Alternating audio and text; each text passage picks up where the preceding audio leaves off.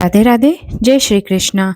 माघ के कृष्ण पक्ष की चतुर्थी को संकट चौथ व्रत पड़ता है।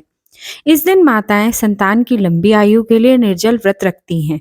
यह व्रत संतान के जीवन में आने वाली हर संकट और बाधा को हर लेता है। इस दिन संकट हरण गणेश जी का पूरे विधि विधान के साथ पूजन किया जाता है। इसे संकट चतुर्थी और तिलकुटा चौथ भी कहते हैं। ज्योतिष में 12 राशियों का वर्णन है। ये 12 राशियां हैं मेष, वृग, मिथुन, कर्क, सिंह, कन्या, तुला, वृश्चिक, धनु, मकर, कुंभ और मीन। आज के दिन मेष से लेकर मीन राशि तक के जातकों को संकट चौथ की इन 3 कथाओं में से कोई भी एक कथा को अवश्य पढ़ना या सुनाना चाहिए। आप तीनों कथाओं को भी पढ़ या सुन सकते हैं।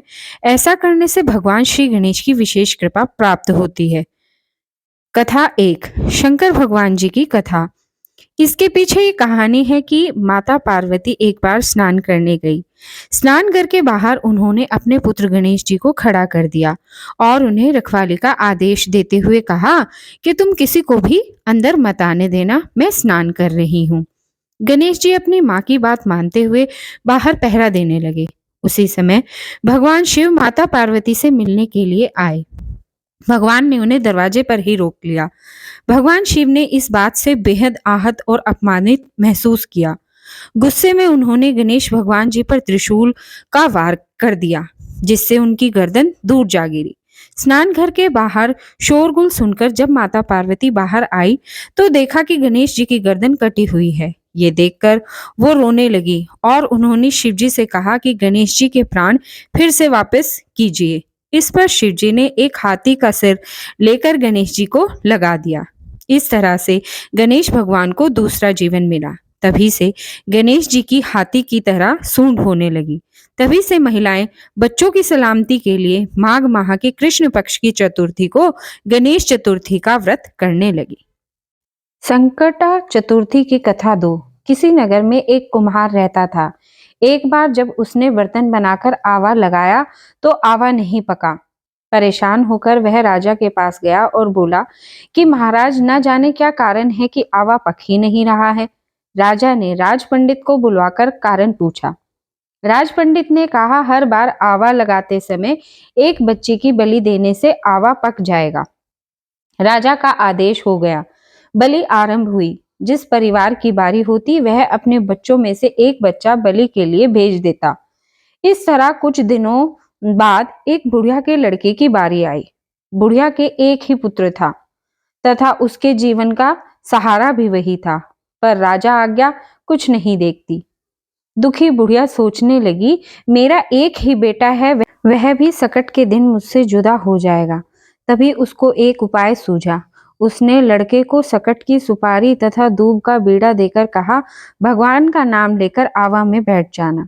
सकट माता तेरी रक्षा करेगी। सकट के दिन बालक आवा में बिठा दिया गया और बुढ़िया सकट माता के सामने बैठकर पूजा प्रार्थना करने लगी। पहले तो आवा पकने में कई दिन लग जाते थे, पर इस बार सकट माता की कृपा से एक ही रात में आवा पक गया।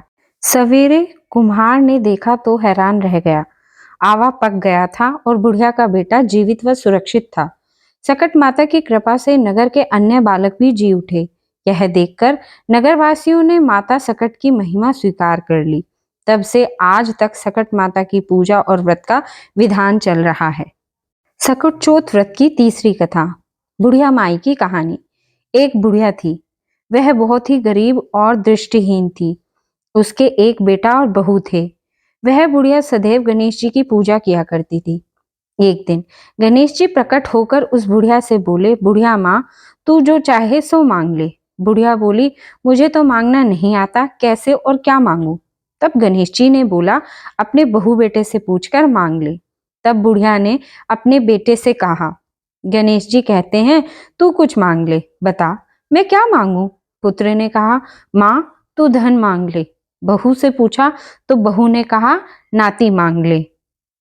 तब बुढ़िया ने सोचा कि ये तो अपने मतलब की बातें कह रहे हैं, अतः उस बुढ़िया ने पड़ोसन से पूछा तो उन्होंने कहा, बुढ़िया तू थोड़े ही दिन जिएगी, क्यों तू धन मांगे, क्या नाती मांगे।